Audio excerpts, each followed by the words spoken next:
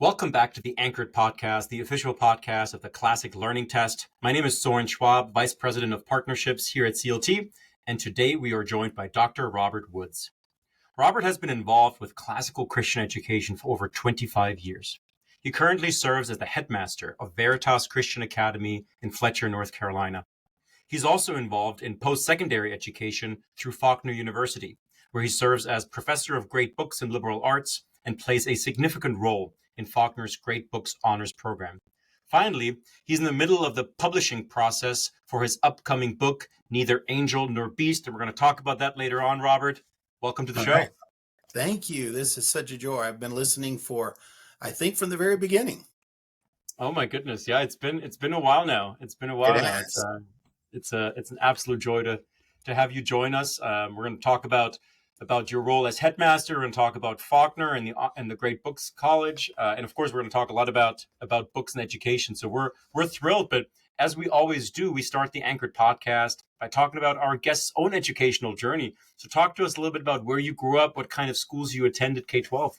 Yeah, I was born in Rochester, New York, and spent the first part of my childhood in Rochester. We actually lived in Macedon and Palmyra area. And then my parents separated when I was very young, and so spent the other part of my childhood growing up in Richmond Hill, Georgia, Hardeeville, South Carolina area. I graduated from Richmond Hill High School back in the day. Wow, and that was public school? Public school. I've told people over the years that one of the things that I'm trying to do as an adult is to make up for all the education I didn't receive as a child. But I was blessed and fortunate to be a part of a couple different school districts that at the time were really sound and solid public schools. Yeah, it's interesting. I mean, we've interviewed so many kind of leaders in this classical movement, and I would say the minority of them actually received this kind of education. Right. But it also seems like public school just used to be different. Right. So Oh yes, it used to be different. so you were still exposed to primary sources in history and philosophy and literature and. Well, when I went to my graduate program, I was at Barry University in Miami, Florida, and then I got my doctorate from Florida State University. It was a PhD in humanities. And that was a time when the professors were kind of the old school humanist. And so every course was primary sources, and we would hear fine lectures, and then we would often be a part of some good discussions of the great books and the great conversation. At that point, was it even referred to, or were you aware of this classical renewal movement, or was it just, well, this is just great books, liberal arts, education, or was there already some knowledge of classical education that you had? There was nothing explicit in the program. It was, as I said, kind of the old school humanist who believed in the primary text and the classics and masterpieces, and most of them referred to them in those revered terms. And so I was exposed to that. And there wasn't a lot of the contemporary critical theory that tends to dominate the reading of literature now. And so, again, I tell people I was very fortunate to have been educated under the good old school humanist.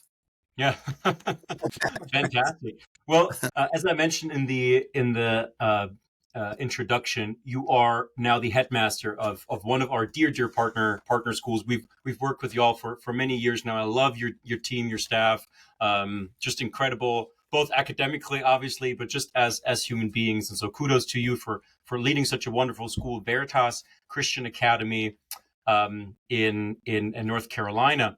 Kind of looking through your website, it seems like there's a special care taken to highlight your approach to paideia education. We talk a lot about classical education and the trivium and the quadrivium. I think on the show, we haven't talked as much about paideia education.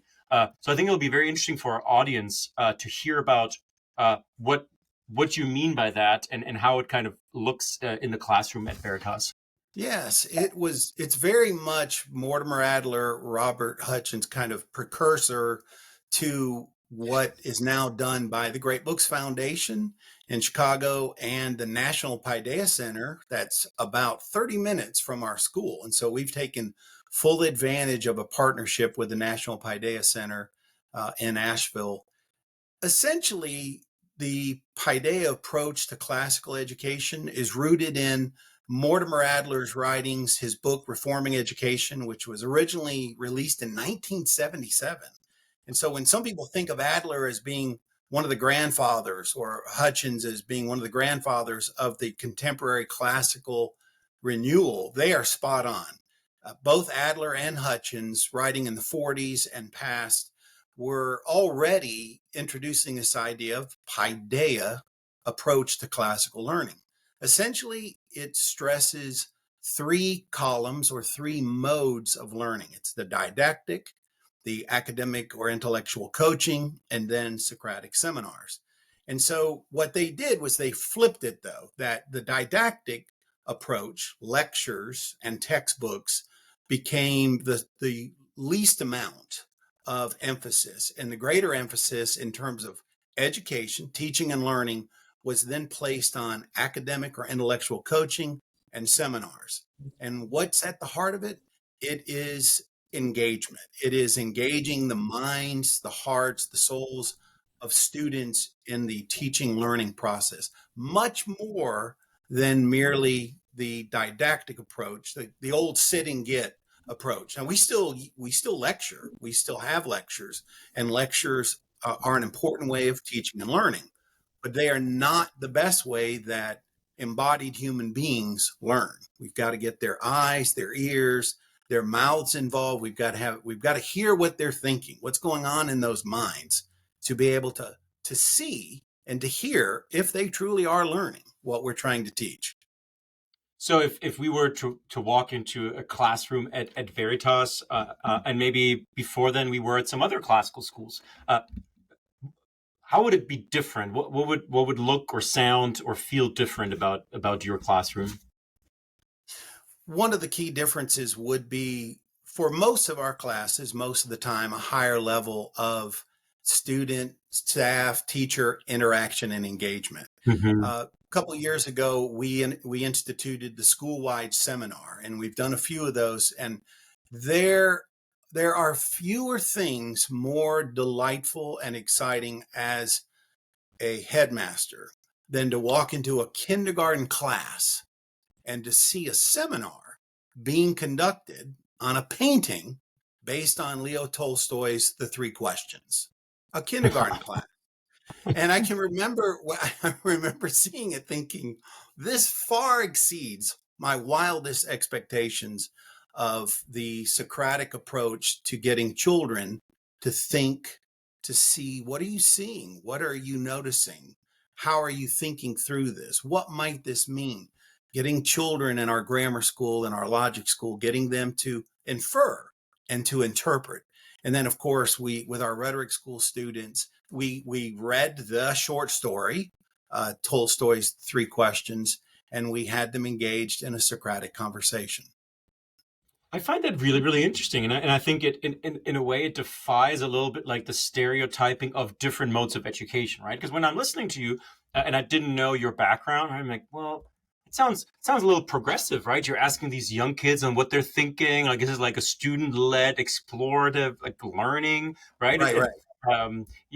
But it's not, right? And so it's still very much teacher-led, right? But the teacher, Absolutely. yeah, explain that a little Yeah. bit.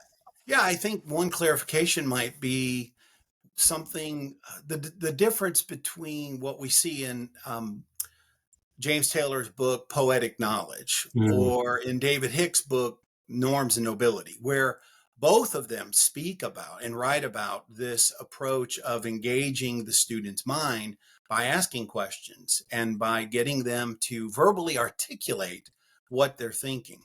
So and I've thought about this before. I love the way you said it. I mean, if it's progressive, then both Jesus and the Gospels and Socrates and the dialogue, they were progressive too, because they asked questions to engage their listeners and then to be able to gauge how their listeners were processing what they were teaching.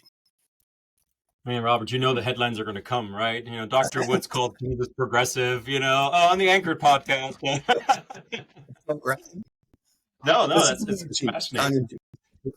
Right, right, absolutely. And by the way, Norms and Nobility, one of my all time favorites, and I highly recommend that to any educator, specifically Yes. classical educator. Uh, so you've been at Veritas for 5 years now, and you've seen significant growth on the enrollment side. I guess when it comes to mission and vision for Veritas, how did you approach it, and what have you kind of implemented over the years to really make sure that culturally, right, the whole staff's kind of on board? I am so fortunate to have a very supportive board and a very supportive administration, and the faculty and staff that we currently have at Veritas are we're all essentially on the same page, and we're heading in the same direction. Over the last 6 years, what we've seen is not only an increase in enrollment, but we've seen that beautiful uh, atmosphere that Renaissance Christian humanists described, and saying if you want to turn a city around, if you want to change a culture, you've got to get a spirit there, kind of attitude and disposition and demeanor. And we all have to be on the same page. That doesn't mean we're always on the same word or we're always saying it the same way, but we do get what we're about. We've seen a increase in the influence of great educational reformed thinkers such as Mortimer Adler. I've seen a greater influence of Charlotte Mason. We Hmm. have recently instituted, as many classical Christian schools are doing, we're seeing more and more of the common arts. We have a class from garden to table where our students are learning about agriculture and horticulture, and they're learning culinary arts, how to prepare. Because as embodied creatures, as incarnate beings, we aren't just ears to be talked to. We are eyes to enjoy and to engage and to wonder and to notice the splendor of all that is around us. We're seeing a greater sense of full community understanding of what it means to be a Christ-centered classical school, what that means and how that's different from both public schools and from other Christian schools.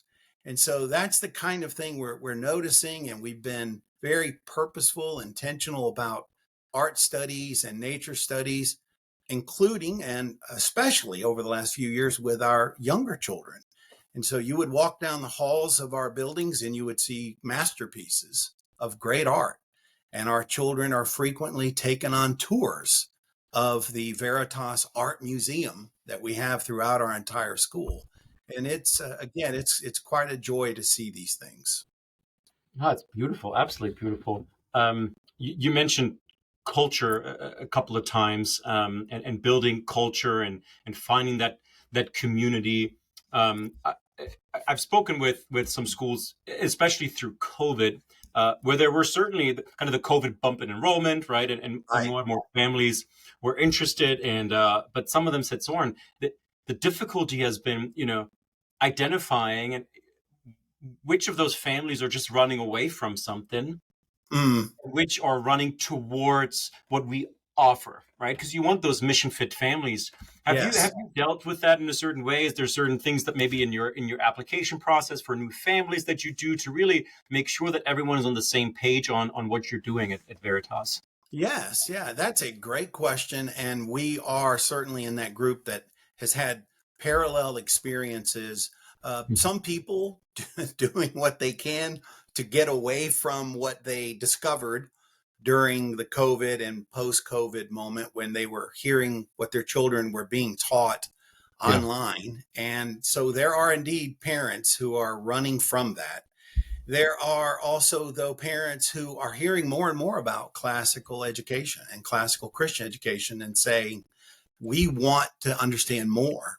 We have a very high percentage now. I would say we're looking at 15, 20% increasingly of families coming to us who either are coming from a classical Christian school or classical homeschooling, like a cohort they've been a part of. We even have a few families that have moved to Fletcher, North Carolina, so their children could attend a Wow. classical Christian school. And we are very grateful for those people. So they come like-minded. And then we also have those, a good percentage of our people that are beautiful, malleable, docile people who say, we want to know, we want to understand. We've heard a little bit about this. Tell us more. And then we're able to share who we are, what we're doing. And we have in our admissions process, I think one of the most exciting things is we have a moment where we talk about expectations and we share with the families what our expectations are for our students and our families. And then we ask them, we invite them to say what their expectations are, because we know that it's a frustration occurs when our expectations are not met or they're significantly altered. And so we want to make certain at the very beginning, we know what we can expect of them and they know what they can expect of us. Wow. I was just at a gathering of classical Christian schools, and towards the end, everyone was asked, what are you excited about? And there are a variety of just beautiful comments and testimonies. And I thought about just something very basic. Every day there's hundreds and hundreds of families that hearing about classical and classical Christian education for the same time. As much as the movement has grown, it's still small, right? And there's so many families that have, and you probably get that, right? Like, we just heard about this for the first time. Tell me more. What is this thing? we are actually in a building that is more than 100 years old. Part of our campus is the front part is more than 100 years old. We occasionally will have people stop by and say, I was a little tyke here back in the day when this was a middle school. Can I walk the halls? And the answer is always yes. We welcome them in. But we have people say, I had no idea that there was a classical Christian school right here. And we say, yes, we've been here for a number of years. We're celebrating our 25th year as a classical Christian school in Western North Carolina, and it's getting better and better. Wonderful. Let's switch gears a little bit. As I mentioned in the introduction, you are also heavily involved in the Great Books Honors Program at one of our wonderful partners, Faulkner University in Alabama. Talk to us a little bit about Faulkner, but in particular about the Great Books Honors Program, not college, honors program, and how you got involved with Faulkner. Sure. I moved to Faulkner in 1999. Faulkner University is a Christian liberal arts university. Moved there in 1999 to teach within their general studies, general education program. And Dr. Rampersad and I love recounting this story to different folks, but short story is after my first year, I was very discouraged because I was seeing some of the best and brightest students that had come to Faulkner who were saying they weren't being challenged. And so I went to Dr. Rampersad, who at that moment was sharing, he was right next to my office. We shared the same hall. And I said, Dr. Rampersad, at that moment, he was the acting dean of the College of Arts and Sciences. And I said, I would love to start an honors program here at Faulkner University. And I would love for it to be Great Books based. And I just want to see that happen because I don't want to keep losing students. And he said, okay, make it so. And so Wow. It was, then the sky was the limit. I mean, the budget wasn't. I got a very modest budget to start with, but we started and we grew from a dozen students within the first year to, I think at one point they had more than 120 students in the Great Books Honors Program. And Dr. Andrew Jacobs, who I heard you interviewed him not too long ago, it was actually in the Great Books Honors Program. He was one of the first students. And Adam wrote, I don't normally do name dropping here, but these are two of the finest young men I've ever known. Adam wrote was also at the very beginning of the Great Books Honors Program, and he works for CLT. I was thrilled when I saw that he went to work for y'all. Well, yeah, it was.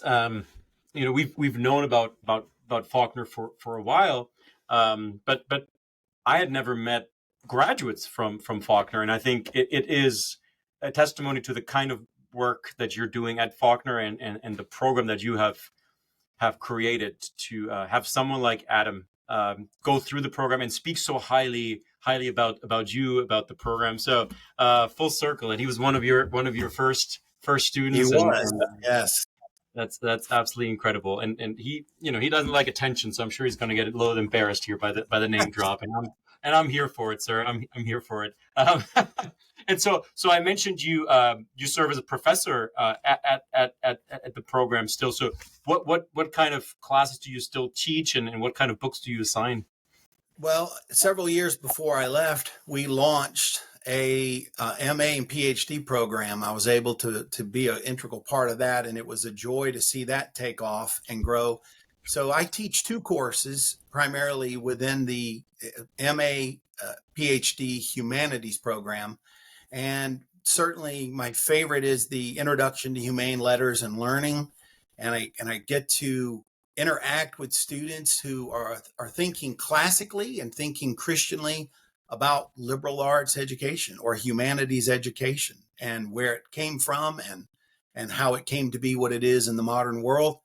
We read everything from some primary sources to two favorites that students over the years have said they had either just known of the author or had never really read him before, but Joseph Pieper's book, Leisure, The Basis of Culture, and then his other, not as well-known book, but his other book on In Tune with the World, A Theory of Festivity. And so reading those two books gets at the essence of humane learning and humane thinking. And it really is a joy to lead graduate students through those works. So obviously you work with graduate students now, but you're still very familiar with the undergraduate program. What would you say is kind of the typical student that Faulkner attracts, especially for the Great Books program? Is there one? Are they all, they're just gung ho about the great books and want to pursue that, or are they maybe interested in other fields, but they still want that great books education? Well, the Great Books program, the way it was designed was that the 5 core courses in the program substitute and replace 5 core courses within the general education curriculum. So all of the students, when I was there, and I think this is still the case in the undergraduate program, they're all students with all kinds of majors. And they're all the way from physical therapy to Bible majors, to business. And these students, they run the gamut, but they take those 5 core courses where the students are exposed to authors all the way from Homer to modern authors, devotional literature, where they read Thomas à Kempis or Dietrich Bonhoeffer. So it's a wide range of great books, primary sources. The graduate program that you talked about, is that residential, or is there an ability to do it remotely or maybe hybrid? That is fully online. I know there are some Okay. occasional courses where students will travel to Michigan, or they may travel Mecosta, Michigan, Russell Kirk's home stomping grounds, or they travel overseas. I think there's a planned trip for England, but it's none of that's required. The students, it's a fully online. We do like what you and I are doing right now. We get online every other Monday, live class session, hour and a half. Students have done their readings, and then we have our discussions.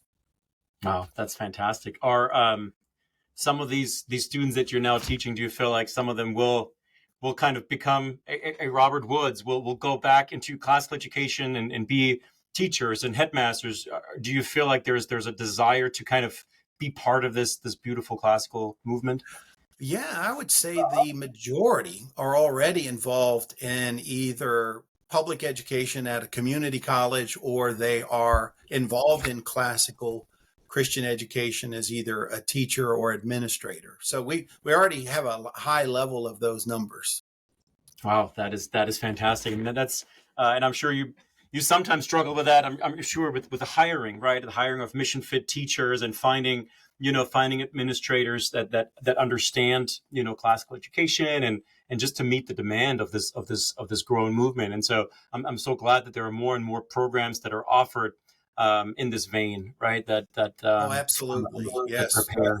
Yeah, yeah. And so now, for our listeners, add Faulkner to that list. And one of the questions I get a lot when I'm traveling the country and visit with schools is, where should I recruit students from? Like, what colleges should I go to? And maybe Right. 15, 20 years ago, it was still, what education program should I go to? And really now it's mostly, no. What college should I go to? Because they're forming these human beings, and maybe being part of an education program is not necessarily going in their favor, right? It's more, do they understand the books and the history and the philosophy, and are willing to teach or lead? Absolutely. And if a person has the credentials in a particular field that we're looking for, and they are open to and they're receptive to receiving more training within classical Christian education, you referenced Chris Perrin earlier. I mean, we have a number of our staff that are currently working through Classical U of Mm-hmm. Classical Academic Press. And we have students who've done some things with Circe Institute. We've had students who've done some online work with University of Dallas. And so there's all kinds of opportunities and resources out there now to learn more about classical Christian education while you're a practitioner of it. Wow. Yeah, it's a beautiful ecosystem that has Yes. been built over the years. I mean, you're one of the early ones, sir. I mean, you you didn't have all the resources yet at this point, right? When you were going through it. Well, I want to ask you, give us a little teaser. I mentioned in the bio that you finished writing a book and you're in kind of the publishing phases. It's called Neither Angel Nor Beast. When is it going to release? And just give us a little summary of the book. Well, it's going to be published by Roman Roads Press, and Roman Roads Publishing is doing some really unique stuff. Probably about 2 years ago, I was in conversation with Scott Postma and with Daniel Fukushon, and we were talking, and I kind of pitched the idea of something. I had this idea for years about a volume that would be an example of kind of thinking Christianly and classically about the social sciences. And I've already had a couple of people say, I thought your doctorate was in humanities. It's like, well, yes, but I have confessed to people over the years that if I had not gotten the PhD in humanities, I probably would have pursued a PhD in sociology. I've always been fascinated from undergraduate with the social sciences. And so I've kind of been a closet reader of these great social scientific works through the ages, and any and every Christian writer I could find who was also doing anthropology or sociology, I thought I have to read these people. So I was quite voracious in my reading of these figures over the last 20 years. And I thought, well, it seems like there may be place for a book that explores the social scientific tradition and looks at the roots and these proto social scientists like Plutarch, for example, or Herodotus. And so I talk about that in the book, and then trace all the way up to the modern world where there was that great fracture between Christian thinking and the Christian heritage and the academy. And so that's kind of what I've done. I've also tried to be a little whimsical in the book and give some examples of what it would look like to be a humane social scientist who engaged in observing and interpreting one's culture and what that might look like, and recommend some books along the way. So I actually had more fun writing it than I imagine most people when they write a book, but I'm very excited about that. It probably will be out in February, March, April of next year. Wonderful. And you picked a great publisher. We love our friends at Roman Roads. Incredible people. So that sounds fascinating, and certainly something that I have not heard of being published in the last few years or so, especially coming from, like you said, from a humanist. So that'll be Yes. really, really, really interesting to see. Now, obviously, you're a lover of books. At COT, we are all a lover of books, and so this last question I know is challenging, and so many people have cheated on it, and I don't know who was the first one to do, but and so give me your laugh. I'm not sure if you will, but talk to us about the one book or the one text that you would point to that has been most influential in your life, and Well, why. here's how I'll cheat. Many years ago, Homer's Odyssey was my favorite. And I read it, reread it, read it in every translation I could get my hands on, read it in the Greek. But then as time went on, the Dante's Commedia became my favorite and still is at the top of the list. But it's a funny, short story. Around 2000, I was reading through books on my shelf that I had all these books, and you say, you have you read them all? No, I haven't read. I had never read Fahrenheit 451. And I pulled Fahrenheit 451 off the shelf. It's actually about 2008, 2009. I pulled it off the shelf and I thought, well, I'm not going to read it because everybody knows it's about censorship. Well, but I'll read it.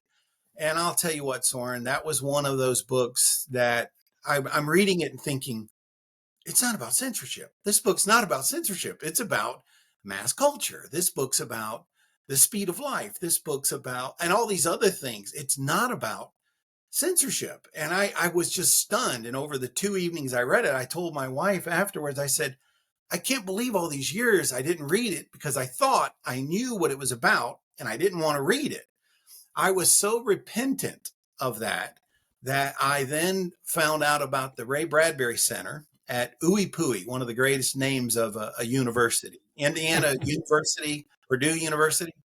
The Ray Bradbury Center is there. I contacted them, went up there one summer, studied during the summer, went back the next summer because I wanted to do more research on Ray Bradbury and on Fahrenheit 451. Ended up writing some scholarly articles on that. But while I was there, they said, hey, we want to make you a fellow because we love your passion for Ray Bradbury's Fahrenheit 451. They made me a fellow. And then for about a decade, I traveled for the National Endowment for the Arts and gave talks at big reads. So my act of penance of discovering my favorite book late in life was to get the good news out there that this book is not about censorship and it is worth reading. And I would say reading it today, you will be surprised. You'll be stunned at how applicable it is to the moment we live in. So that Fahrenheit 451 is my favorite. There it is, right there.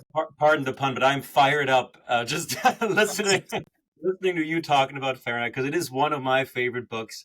But especially talking to classical educators, like, oh yeah, but it's a modern American novel. It's so bookish. It's so book related. And then if you get a chance to go see the play, because Bradbury wrote a play version of it later in life, and that play, it kind of recast and it gives a different perspective to some characters and to some scenes, but it is so ancient and so bookish and so wonderfully fitting for the moment we live in and for classical Christian education. Oh, I love it. I love it. I mean, if that's not a case to add Fahrenheit 451 to your reading list, dear educators, please do, because you're right. It is life-changing. I mean, it really is. Yes. And it's short. I mean, for our, if you don't want to read the Anna Karenina type novels, it's a short, you can read in a few hours. It's not that big. Yes. Wonderful. Well, Dr. Woods, this was absolutely delightful. Again, we're here with Dr. Robert Woods, who is the headmaster at Veritas Christian Academy and also a founder of the Great Books Honors Program at Faulkner University. Robert, thank you so much for joining us today. You're very welcome. It was my pleasure.